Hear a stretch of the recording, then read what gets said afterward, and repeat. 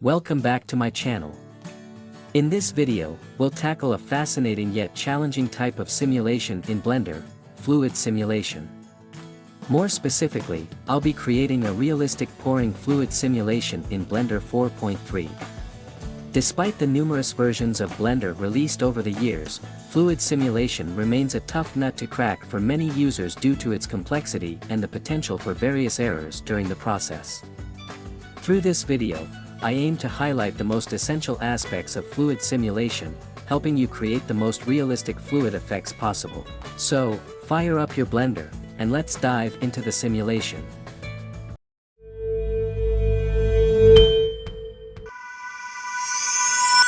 Unlike most fluid simulation tutorials, in this video, I'll guide you through creating a simulation that not only forms liquid within a container but also pours it from one container to another.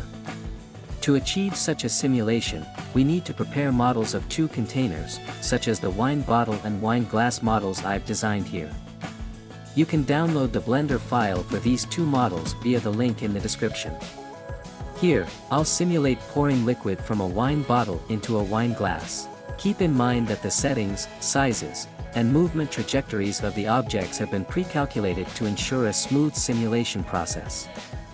In practice, you'll need to perform multiple tests to achieve a simulation that meets your expectations. To start setting up the simulation, I'll first draft a scenario for my simulation as follows. From frame 1 to frame 30, liquid will form from the inflow and flow into the wine bottle, stopping the liquid generation at frame 30. From frame 30 to frame 90, the liquid will settle with slight oscillations inside the wine bottle. From frame 90 to frame 150, the wine bottle will move to pour liquid into the wine glass. From frame 150 to frame 240, the wine bottle will remain steady as it pours liquid into the wine glass. At frame 240, the wine bottle will finish pouring the liquid and begin moving back to its initial position by frame 300. From frame 300 to frame 360, we'll observe the motion of the liquid inside the bottle and the wine glass.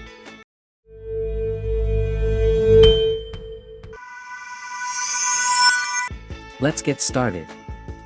The first step is to create a domain, which serves as the space where the fluid can exist and operate. Essentially, the domain represents the fluid itself, as all its properties are controlled through this object. Keep in mind that the domain must typically be a cube or a rectangular prism. Blender does not support complex or arbitrary shapes as domains. I will add a cube, then adjust its size and position to ensure it fully contains the wine bottle and wine glass. Avoid making the domain too large, as it can negatively impact your computer's performance during simulation. At the same time, don't make it too small because the domain defines the limits within which the fluid exists and operates. To better observe the objects while setting up the simulation, I'll hold down Z and switch the shading mode to wireframe. This makes it easier to see the objects inside the domain. Don't worry about the domain obscuring the objects during simulation or rendering, as the domain will only appear as the fluid, not the large cube itself. I'll rename the cube to domain for clarity. Next, we'll set up the simulation for the domain. Select the domain, navigate to the Physics tab, and add a fluid simulation. Under the Type setting, choose Domain, then switch the domain type to Liquid. Focus on the Resolution Divisions parameter. This setting determines the level of detail and realism in the fluid simulation. It represents the number of small grid cells, voxels, within the domain that are used for simulation calculations. Higher values yield more detailed results but require longer render times and more powerful hardware. Adjust this value based on your computer specifications and your available time. For this temporary simulation, I'll set it to 98, and once I confirm the simulation is error-free, I'll increase it to 256 for the highest detail. Why 98? Because this value ensures a reasonable simulation time on my system while maintaining decent quality. Note that you should avoid planning object movement trajectories based on low resolution divisions, as the results may be inaccurate. Instead, Rely on practical experiments and observations to estimate object trajectories in your simulation. Scroll down to the liquid section and ensure it is enabled. Adjust the flip ratio beneath it to 0.95. This ratio blends two simulation techniques, fluid implicit particle, FLIP, and particle in cell, PIC, to achieve stable and accurate liquid behavior. The value 0.95 is generally ideal for most liquid simulations. Next is a crucial parameter, narrow band width. Increase this value to include more fluid particles in the simulation, preventing unexplained volume loss during the simulation, a common issue in Blender. Although the number of fluid particles fluctuates between frames, a higher value mitigates noticeable volume reductions. I'll set this to 10 for my simulation. You can experiment with higher values, but be mindful of performance and potential simulation errors. Scroll further down to the diffusion section, which helps control the physical properties of the liquid, particularly viscosity. Enable diffusion and adjust the settings as needed. Alternatively, use the Fluid Presets drop-down next to Diffusion for a quicker setup. For this simulation, I'll choose the Water preset to match the viscosity of water. Finally, under the Cache section, I'll change the frame end to 360 to match my 360 frame animation plan. Set the type to all, enabling baking of both fluid and mesh data while saving everything in the cache. Enable is resumable to pause and resume baking without restarting the entire process.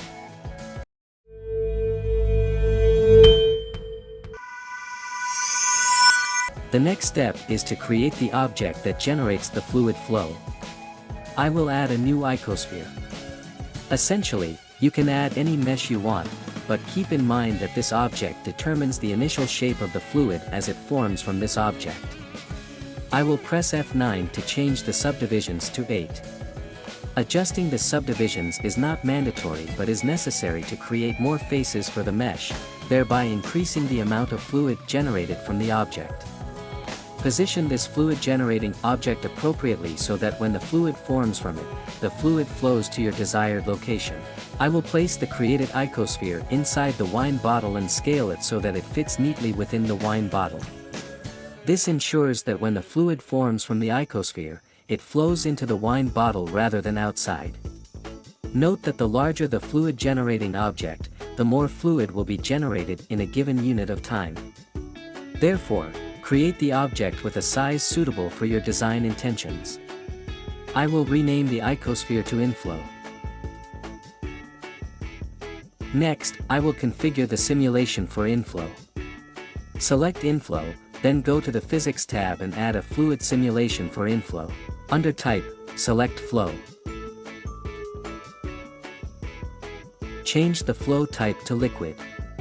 In the Flow Behavior section, switch to Inflow to set the object as a source of fluid generation. Other options like Outflow are used to create objects that can remove fluid from the simulation, and Geometry is for generating fluid directly from the object's surface without adding new fluid into the simulation. Next, pay attention to the Use Flow option.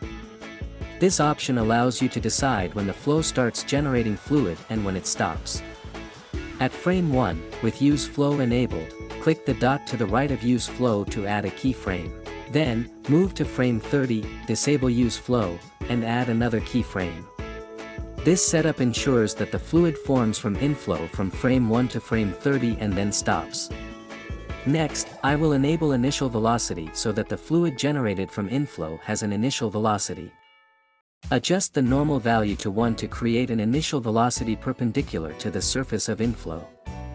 To facilitate moving the wine bottle later, I will set parent for Inflow along with the wine bottle, so that when the wine bottle moves, Inflow moves with it. Hold Ctrl to select both objects, select the wine bottle last so that it is highlighted in yellow, then press Ctrl P and choose Object, keep Transform. Finally, disable the visibility of Inflow in both the viewport and during render. As mentioned earlier, Inflow only serves to define the initial shape of the generated fluid, so it does not need to be displayed in the viewport or during rendering. Now, let's see how the fluid is created. Go back to frame 1, set the end frame to 360, then select the domain and choose Bake All to start the simulation calculation.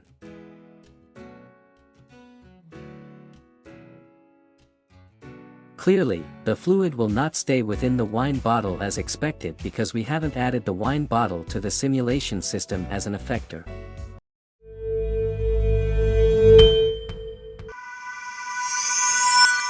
Press Free All to clear the cache from the previous simulation and continue with the setup. Select the wine bottle, go to Physics, and add a fluid simulation for the wine bottle. In the Type field, select Effector. Ensure that the effector type is set to collision. One very important note, if your fluid container has thin walls, you need to enable is planar so that the fluid interacting with the surface of your object doesn't pass through it due to fluid oscillation. There's no clear definition of what qualifies as thin or thick, and this can only be determined through experimentation.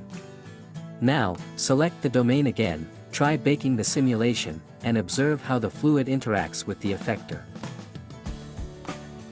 It looks better now, but a problem arises. There's a gap between the effector and the fluid, making the interaction between the fluid and the wine bottle unnatural. This issue can be mitigated by significantly increasing the resolution divisions of the domain. However, you can't raise the resolution divisions too high due to time and hardware constraints, and this isn't an optimal solution as the gap will only decrease but not disappear entirely. So, what should we do? Create an effector with a shape similar to the wine bottle, surrounding the wine bottle to interact with the fluid. Then, hide the effector from the viewport and when rendering. To do this, first press Free All to clear the cache from the previous simulation, then select and duplicate the wine bottle. Rename the second wine bottle to Effector 1. Scale Effector 1 up by about 1.05. Then move it upwards by 0.12 to reduce the gap with the bottom of the wine bottle, as it seems too thick. Next, enter Edit mode and select the mouth of Effector 1 to delete it so that the mouth of Effector 1 is lower than the actual mouth of the wine bottle. This is necessary to prevent the fluid, when pouring out of the wine bottle's mouth, from colliding with Effector 1's mouth, creating an unnatural flow effect. Then, use Bridge Edge Loop to reconnect the parts of Effector 1 after removing the mouth. Now, exit Edit mode and select the wine bottle to remove its fluid setup. To ensure that Effector 1 moves with the wine bottle during the simulation, I will set up a parent relationship between these two objects.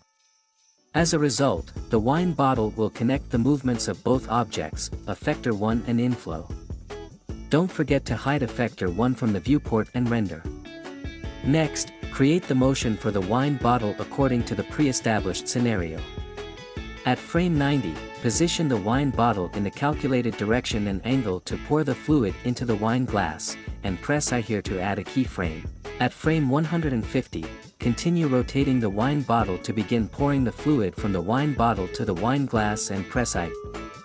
Move to frame 240 and add a keyframe here to maintain the position of the wine bottle.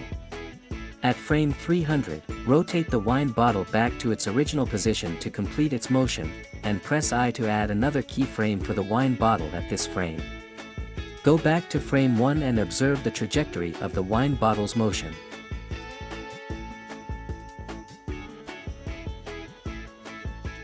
For the wine glass, we should also create an Effector 2 for it. Select and duplicate the wine glass, then choose the newly created wine glass to rename it as Effector 2. Scale Effector 2 by an additional 1.05 times and move it down slightly because the gap with the bottom of the wine glass seems a bit too close. We don't need to delete the top of Effector 2, as we're not simulating the fluid flowing from the mouth of the wine glass. Add the fluid simulation for Effector 2 in the same way as for Effector 1, and since the wine glass will not move, there's no need to set up parent or animation. Also, don't forget to hide Effector 2 from the viewport and render. Select the domain and try baking again to see the result.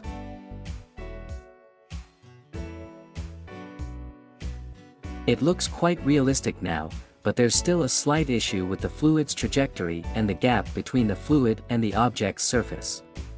Don't worry, this issue will be resolved once I increase the resolution divisions value to a higher level after finishing the setup. At this point, select any frame where you can clearly see the fluid being generated, right-click on the fluid, and choose Shade Smooth to smooth out the fluid flow.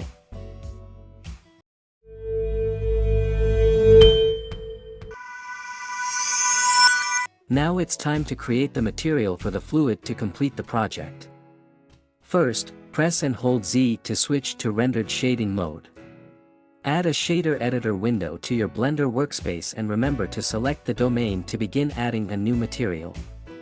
As mentioned, the domain represents the fluid, so if you want to add or change the material properties of the fluid, you need to select the domain.